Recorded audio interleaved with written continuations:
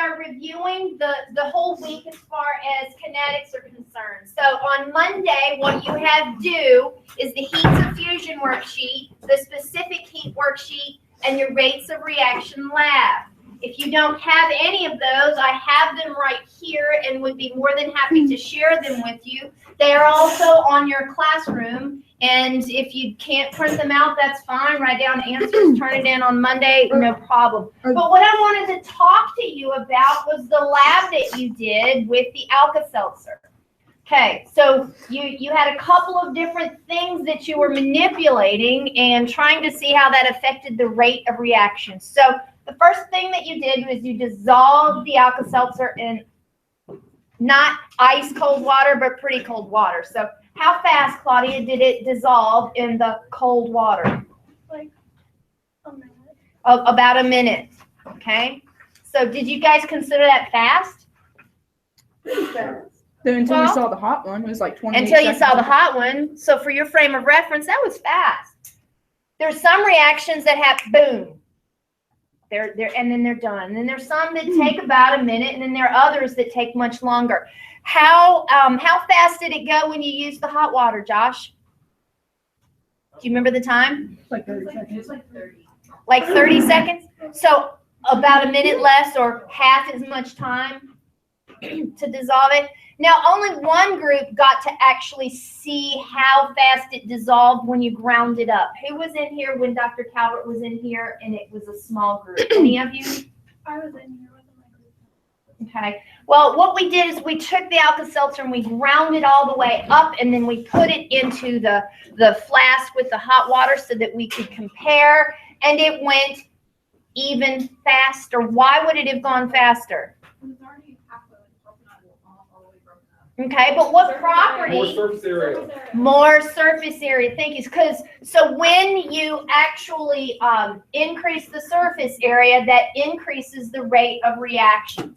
So to summarize the rates of reaction, how fast it moves, or how fast it creates product from the reactants, the things that affect that rate are the strength of the molecules. Which one is going to dissolve the fastest depends on which one has the weakest bond. Increased concentration. Now, some of you use less water than others. Can you tell me how that, did you compare your data to anyone else? Okay, so we had 2 Erlenmeyer flasks, okay, and I'm gonna dump some of this water out. So we've got 2 Erlenmeyer flasks to compare, okay. One with the water is about 200 milliliters, one has about 100 milliliters of water. Which one do you think went the fastest? The one with the most water. Why do you think the one with the most water is the one that went the fastest? There's more like stuff to dissolve it. Yeah, So, there's more solvent.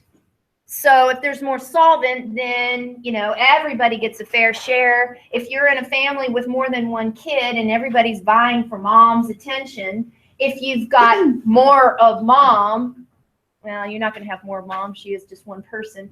But the more kids you have, the less attention you get from your mother. So kind of the same thing. The more solvent you have, the more attention that solvent can pay to the rest of the molecules. All right, so increasing surface area makes it go fast. Increasing the temperature, you proved, made it go faster. And we didn't actually have any catalysts to add. That would also make it faster, okay? Now, Le Chatelier principle, remember, Le Chatelier principle affects the speed at which something goes. And I'm just going to remind you by showing you this. And a lot of you saw this just today, and that's fine. The purpose of this review session is first, so I can take this, second, so I can tell you everything that's due, and third, so that I can answer any questions about kinetics and equilibrium. That's due a week from Monday. No, that's actually due Monday because that's 2 weeks ago stuff that we did. Oh, we I didn't thought do you said that was due like a week. The rates of reaction lab? I thought you said like everything was due like a week and 2 days. The stuff that I gave you this week is.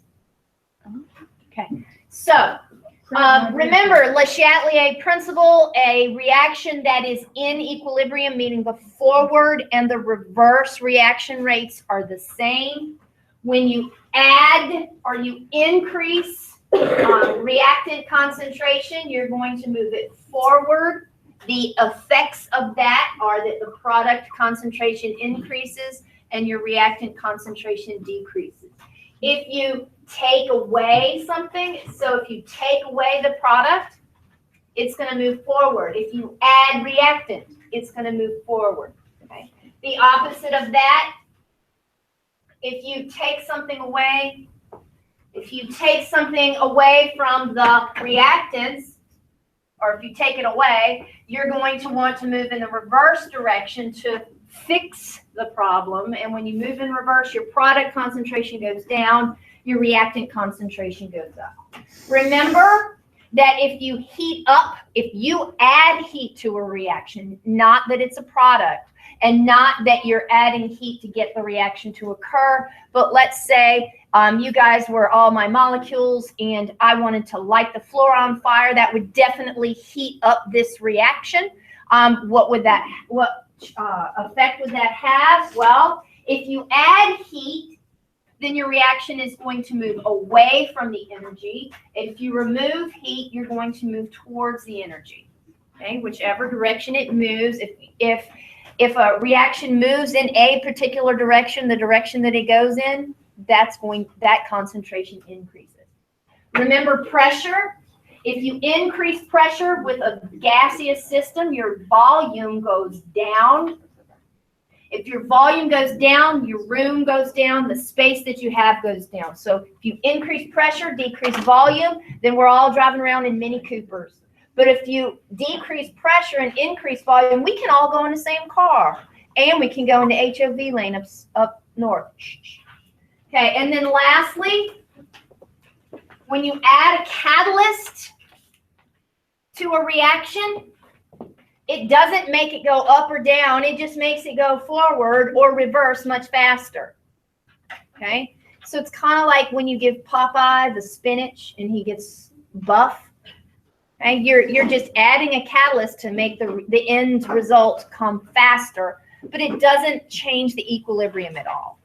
Okay, any questions about that? All right, from this material, you've got your lab that's due.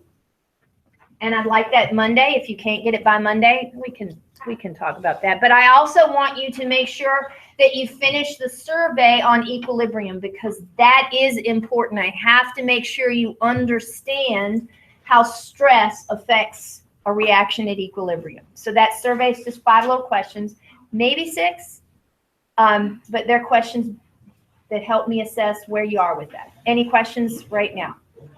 All right, well, that was easy. Are those 2 separate worksheets, or is it like front and back?